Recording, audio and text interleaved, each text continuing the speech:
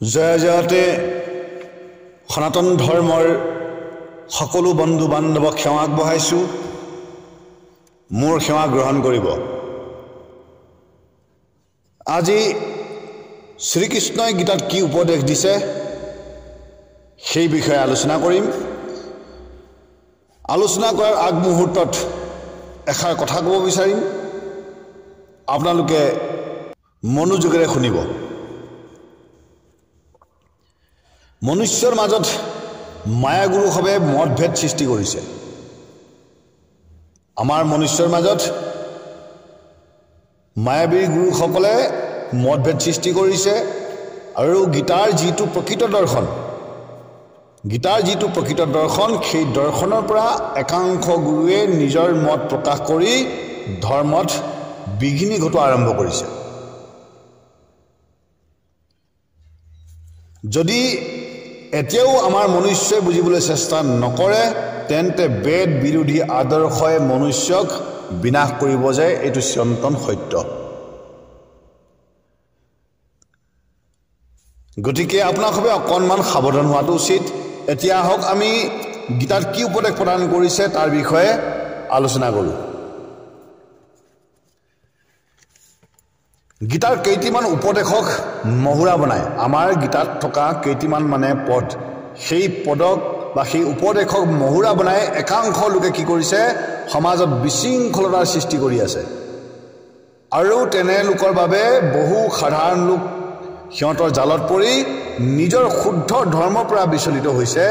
এইটো আপোনালোকে ভালকৈ জানি লওক। যেনে গীতাৰ সাংখ্য যুগত দ্বিতীয় অধ্যায়ত কৈছে কি বুলি,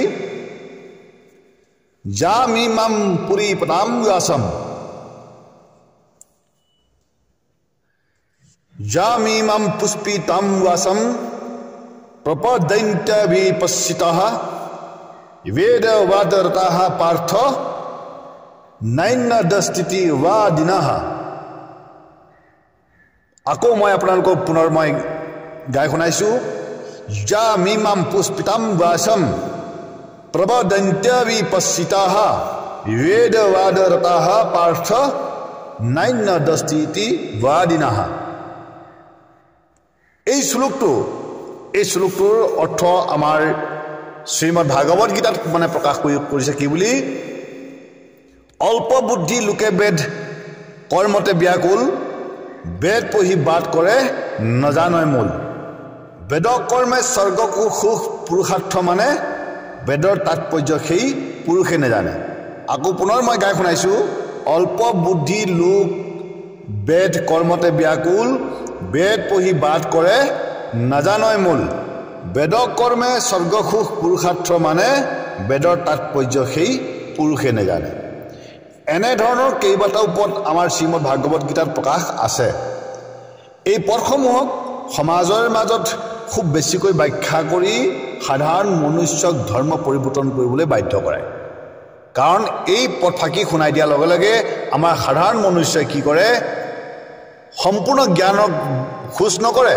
সম্পূৰ্ণ জ্ঞান খোজ নকৰাকৈ নিজৰ ধৰ্মক কি কৰে, পৰিৱৰ্তন কৰে। কাৰণ সাধাৰণ মনুষ্যৰ সময় নাই গীতা পঢ়িবলৈ বা গীতাক বুজিবলৈ। সেইবাবেই প্ৰকৃত জ্ঞানক গুপুত কৰি নিজৰ স্বাৰ্থৰ বাবে সমাজত সংখ্যা বৃদ্ধি কৰিবৰ বাবে বেদ বিৰোধী জ্ঞান প্ৰদান কৰি ব্যাখ্যাকাৰসকলে গুচি যায়। আৰু আমি কি ভাবোঁ, ব্যাখ্যাকাৰজনে বৰ সুন্দৰকৈ আমাক প্ৰবচন কৰি থৈ গ'ল, গতিকে আমি তেওঁৰ কথা মানিব লাগে, কাৰণ এইবিলাক ভাগৱতত আছে, এইবিলাক গীতাত আছে। এনেদৰে আমি কি কৰোঁ, ভাবি লওঁ। কিন্তু প্ৰকৃততে সেইটো সত্য নহয়। আপোনালোকক এটা যদি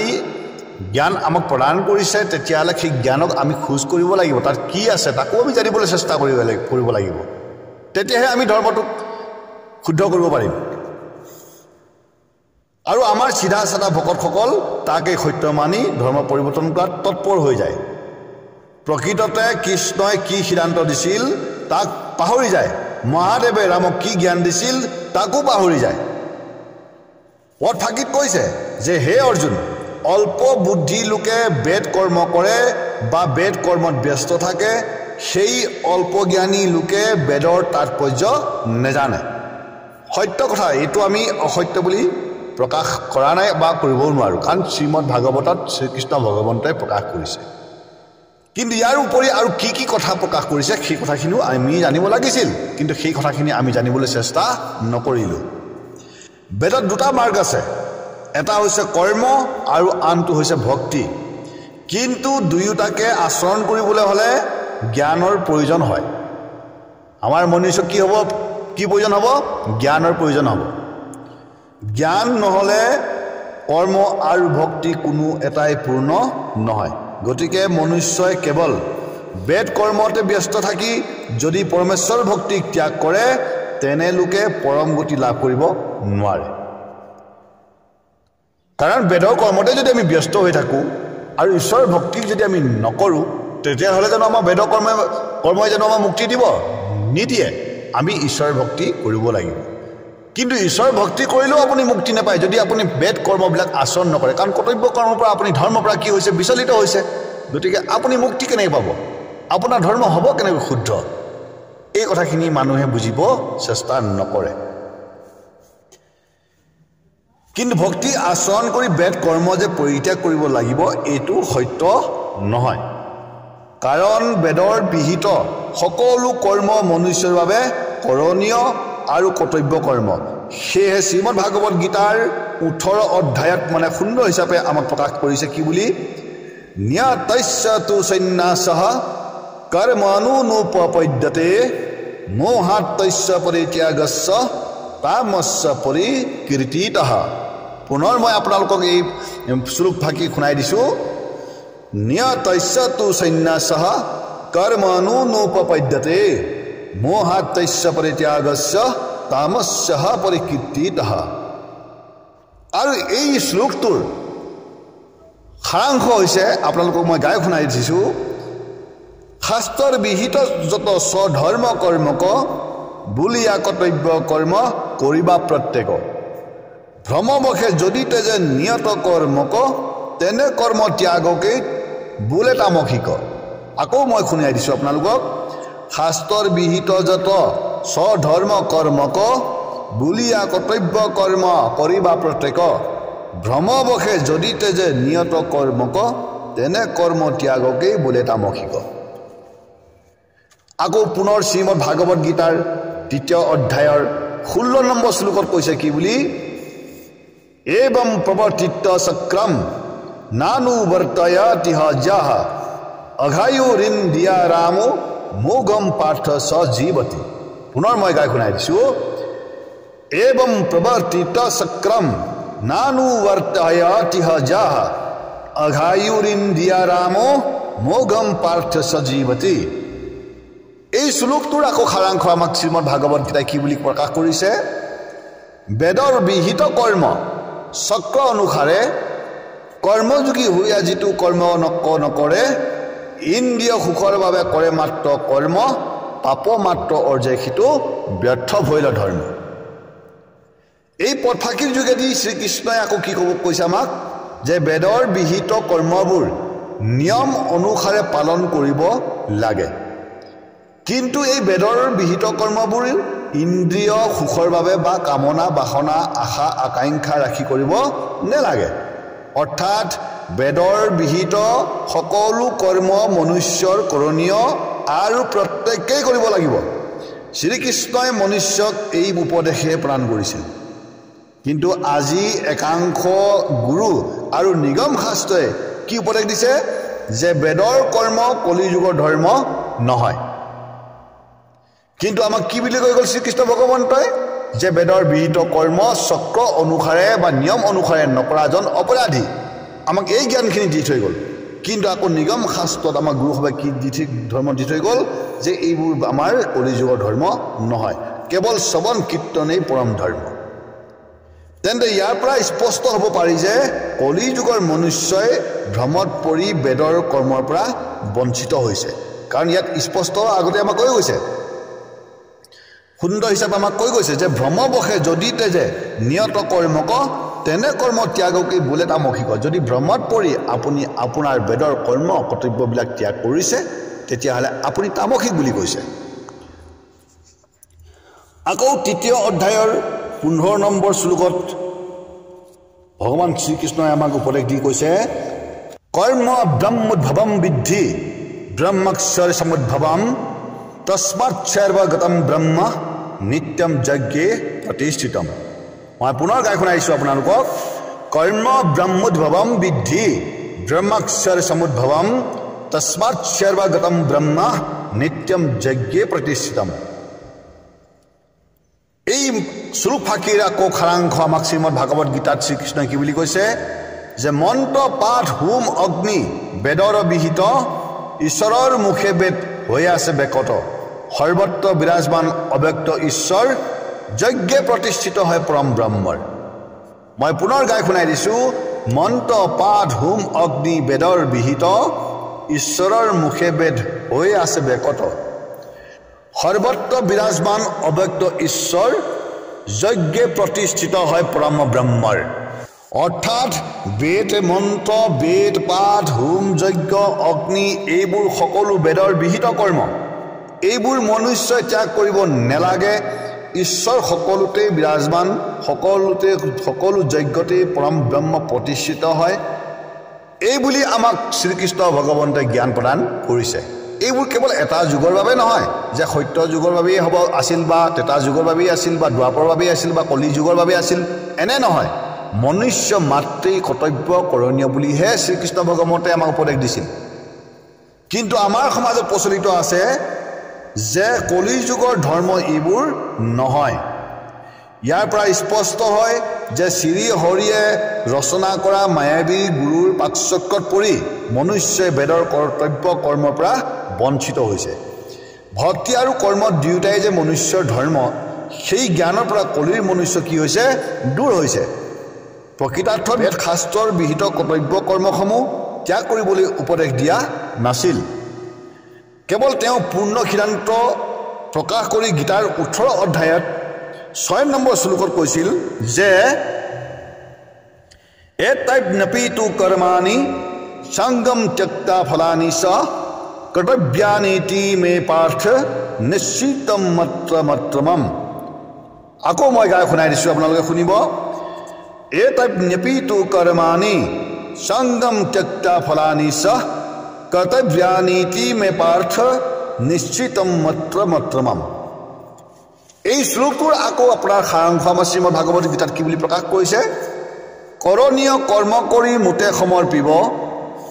কৰ্ম ফলে সৰ্বকালে নিৰাসক্ত হ'ব ফলক নেবাঞ্চি কৰ্ম কৰিবে যত শুনিয়ক পাৰ্থ ইটো মোৰ অভিমত অৰ্থাৎ শিৱয়ে শিৱগীতাত শ্ৰীৰামক আৰু শ্ৰীমদ ভাগৱত গীতাত শ্ৰীকৃষ্ণই অৰ্জুনক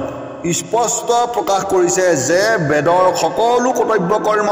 তপ জপ যজ্ঞ দান পূজা আদি প্ৰত্যেকেই কৰিব লাগিব এয়াই হৈছে মোৰ অভিমত হে অৰ্জুন এই বুলি সম্পূৰ্ণ সিদ্ধান্ত 18 অধ্যায়ত শ্ৰীকৃষ্ণ ভগৱন্তই প্ৰকাশ কৰিছে আৰু লগতে এইটো সত্য গীতাৰ 18 অধ্যায়ৰ ভিতৰত সকলোতকৈ পূৰ্ণ সিদ্ধান্ত বুলি কেৱল শেষ অধ্যায় 18 অধ্যায়টোকহে মানা যায় গতিকে সেই 18 অধ্যায়ত তেওঁ পূৰ্ণ সিদ্ধান্ত দি প্ৰকাশ কৰিছে যে মনুষ্যই তপ জপ যজ্ঞ দান পূজা সকলো কৰিব লাগিব এইবোৰ বিহিত কৰ্তব্য কৰ্ম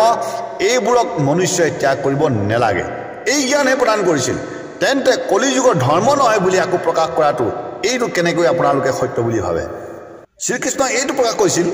যে এইবোৰ কৰ্ম সকলোৱে কৰিব লাগিব কিন্তু কৰ্মবোৰ নিৰাসক্ত হৈ ফলৰ আশা আকাংক্ষা ত্যাগ কৰি সকলো মোৰ চৰণত সমৰ্পণ কৰিহে কৰিবা এই জ্ঞানখিনি আমাক প্ৰদান কৰিছে কিন্তু সনাতন হিন্দু ধৰ্মৰ একাংশ মনুষ্যই কি কৰিছে শ্ৰীকৃষ্ণৰ উপদেশক উলংঘন কৰি শ্ৰীহৰিৰ ৰচনা মায়াগুৰুৰ উপদেশত মোহিত হৈ অহংকাৰত মত্ত হৈ নিজৰ ধৰ্ম সংস্কাৰক পৰিত্যাগ কৰিবলৈহে আৰম্ভ কৰিছে কলি যুগৰ ধৰ্ম নহয় বুলিও নিন্দাবাদ কৰি সাধাৰণ মনুষ্যৰ মন চিত্তক কি কৰিছে তেওঁলোকে মলিন কৰি আছে আৰু প্ৰচাৰ কৰা হৈছে কি বুলি হৰি ৰাম এই মূল মন্ত্ৰ কলি যুগত নাই তপ জপ যজ্ঞ যন্ত্ৰ কি বুলি কৈছে যে হৰি ৰাম এই মূল মন্ত্ৰ কলি যুগত নাই তপ জপ যজ্ঞ যন্ত্ৰ কিন্তু আকৌ এই পথ ফাঁকি আকৌ কি কৰিছে খণ্ডন কৰিছে কোনে শ্ৰীমদ ভাগৱত গীতাৰ 18 অধ্যায়ৰ 66 নম্বৰ শ্লোক আৰু 5 নম্বৰ শ্লোকে সুন্দৰ হিচাপে আমাক কি বুলি প্ৰকাশ কৰিছে মই আপোনালোকক গাই শুনাইছো শুনিব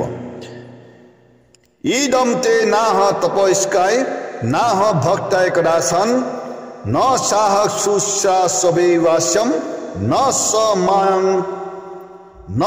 মাং জুহভ্যসুয়তি আকৌ মই গাই শুনাই দিছো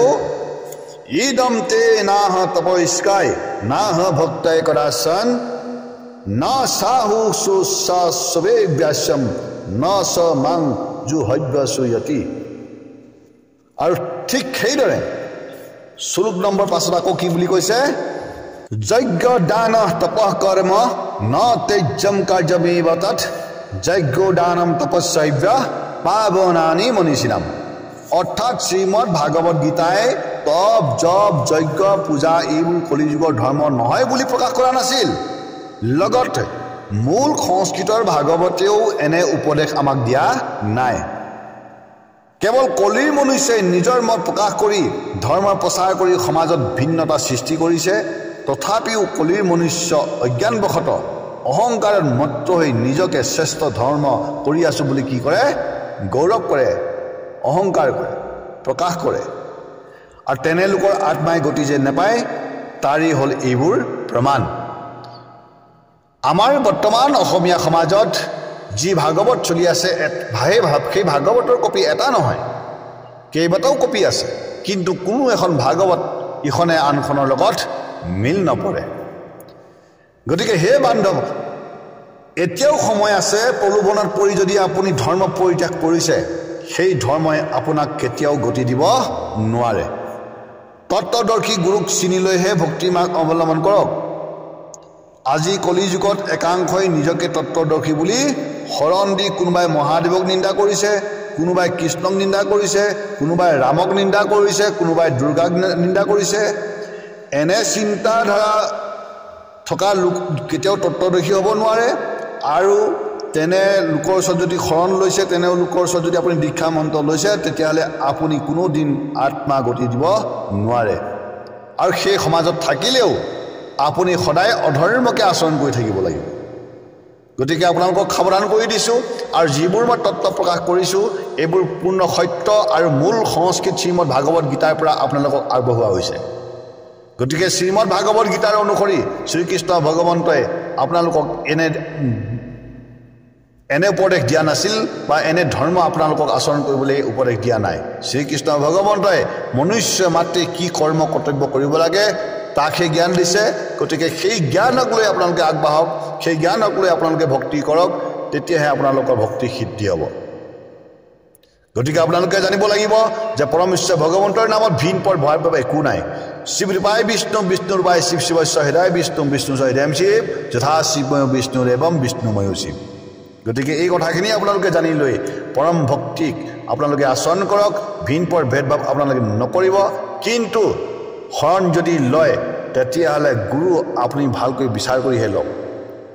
অন্যথা আপুনি যিমানেই ভক্তি নকৰক সেই ভক্তি কেতিয়াও সিদ্ধ নহয় ইয়াকে কৈ মই এই ভিডিঅ'টো আপোনালোকলৈ আগবঢ়ালোঁ আপোনালোকে যদি এই ভিডিঅ'টো সত্য বুলি ভাবিছে তেতিয়াহ'লে ভিডিঅ'টো শ্বেয়াৰ কৰিব যাতে অন্যজনেও এই ভিডিঅ'টো শুনিব পাৰে আৰু লগতে নতুন ভিডিঅ' যদি আপোনালোকৰ পাবলৈ ইচ্ছা আছে নতুন ভিডিঅ' শুনিবলৈ যদি ইচ্ছা আছে তেতিয়াহ'লে আপুনি প্ৰথমতে ছাবস্ক্ৰাইব কৰি লওক তেতিয়াহে মোৰ ভিডিঅ' আপোনালোকে পাব আৰু বহু জ্ঞানখিনি আপোনালোকে প্ৰাপ্ত কৰিব পাৰিব গতিকে এই আপোনালোকৰ ওচৰত নিবেদন কৰি মই আজি ভিডিঅ'টো সামৰণি মাৰিছোঁ ওম নমঃ শিৱায় ওম তৎসৎ